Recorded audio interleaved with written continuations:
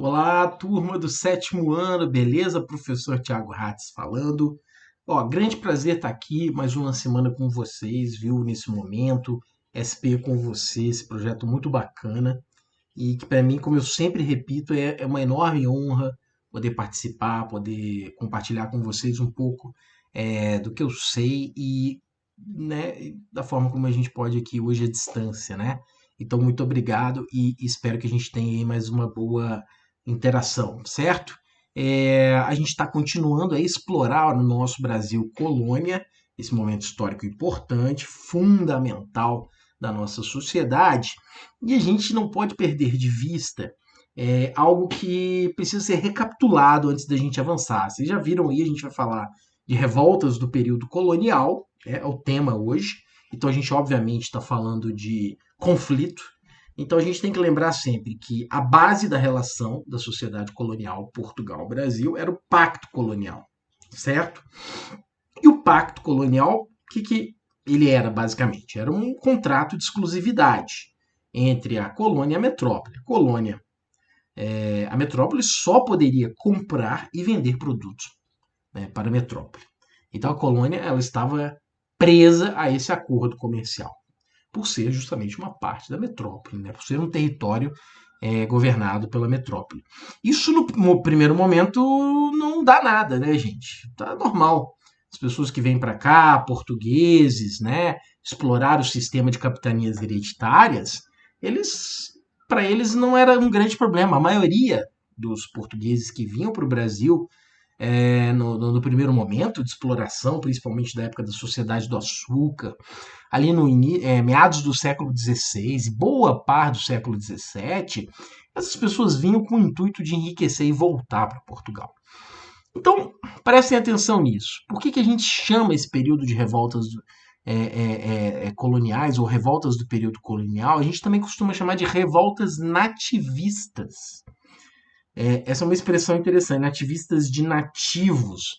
Por quê? Porque para muitos historiadores, essas primeiras revoltas que a gente vai estudar hoje, elas aconteceram porque esses homens, eles já não tinham mais tanto esse sentimento de pertencimento a Portugal. Já eram, né, um pouco mais, se consideravam um pouco mais nativos do Brasil. Então eles já estavam começando a questionar um pouco essa relação de exploração do pacto colonial. Por isso que a gente chama também algumas dessas revoltas de revoltas nativistas. Outras, nós historiadores já não chamamos mais assim, a gente está mudando algumas. A gente vai entender que eu trouxe um trecho de texto. Uma das mais emblemáticas revoltas do período colonial, revolta nativista, é a chamada Revolta de Beckman, final do século XVII, no Maranhão. A gente estudou que franceses e holandeses estiveram presentes no Nordeste do Brasil, né? Durante muito tempo, na busca da exploração do açúcar. A gente teve uma guerra, né, para expulsar os holandeses daqui, também os franceses. E após essa expulsão, a coroa portuguesa cria, então, o estado do Maranhão e o Grão-Pará, que em boa parte hoje é o Pará, hoje o Maranhão, né? E aí, o que vai acontecer? Nessa região especificamente, os portugueses vão criar, para administrar o comércio dessa região, uma companhia comercial, a Companhia de Comércio do Maranhão. Essa companhia de comércio era como se fosse uma grande empresa de Portugal que era responsável pela compra e venda dos produtos, seja dos produtos que eram produzidos aqui, seja dos produtos que vinham para o Brasil. Então, você tem que considerar o quê? Vamos supor que você planta açúcar, planta cana-de-açúcar para produzir o açúcar. Você tem coisas que você precisa comprar. Você precisa comprar, às vezes, uma peça de um engenho, uma enxada, alguma coisa. Essas coisas vinham de Portugal. Então, essa companhia comercial, essa companhia de comércio, ela era responsável por fazer esse processo de compras. Só que ela tinha preços muito altos. Obviamente, o objetivo do governo de Portugal era lucrar em cima da colônia. Então, esses preços começaram a incomodar a população local, a população do estado do Maranhão. E a gente tem que lembrar que eles não tinham alternativa, porque a companhia de comércio ela tinha exclusividade. Então, o que os colonos fizeram? revoltados contra essa situação e também contra uma outra situação, porque como eles estavam empobrecidos, eles não tinham condições de comprar escravizados do comércio atlântico de escravizados, ou seja, escravizados africanos. Então eles queriam o direito de escravizar indígenas. Só que você tinha os jesuítas, né, a Companhia de Jesus aqui, que não permitia, né, que se colocava contra a exploração da mão de obra escrava indígena.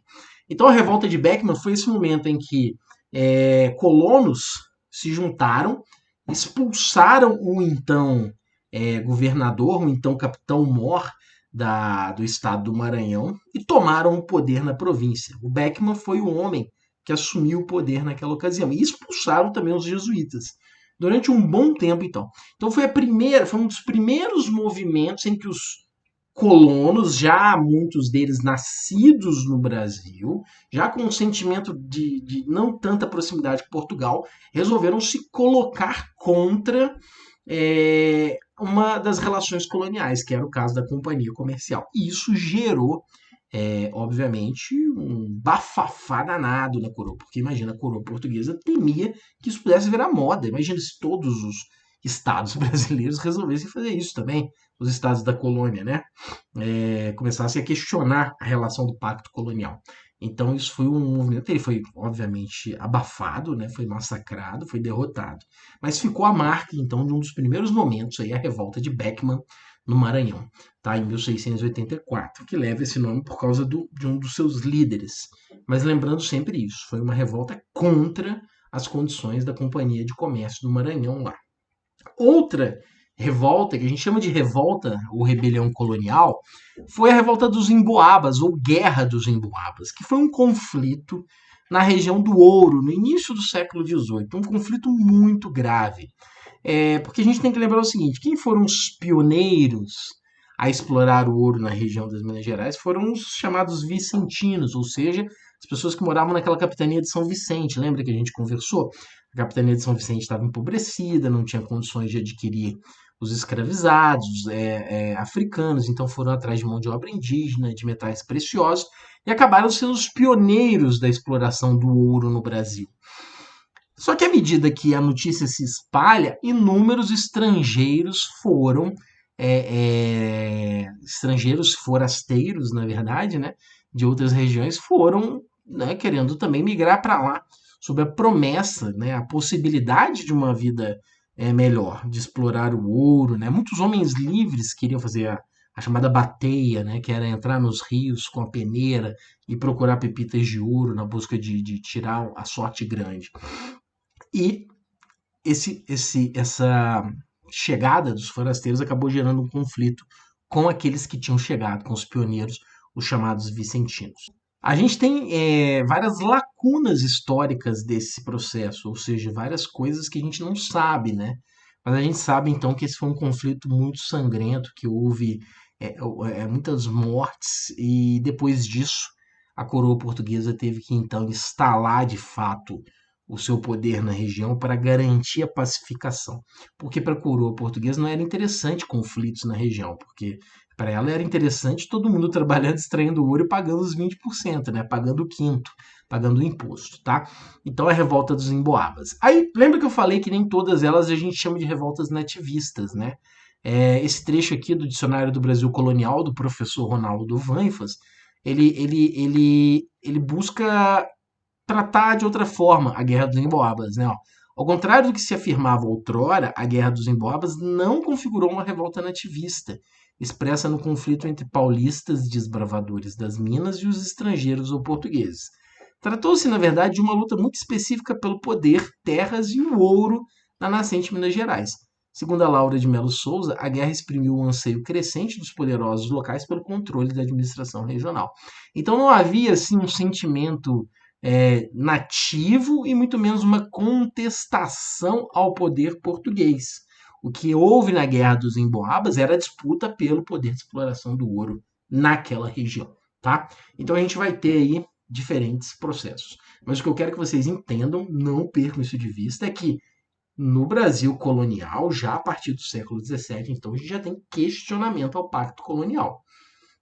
O Pacto Colonial ainda vai durar muitos anos, né? Quase que mais ali uns 200 anos, cento e poucos anos, mas já está sendo questionado ali já desde o final do século XVII. Beleza, pessoal?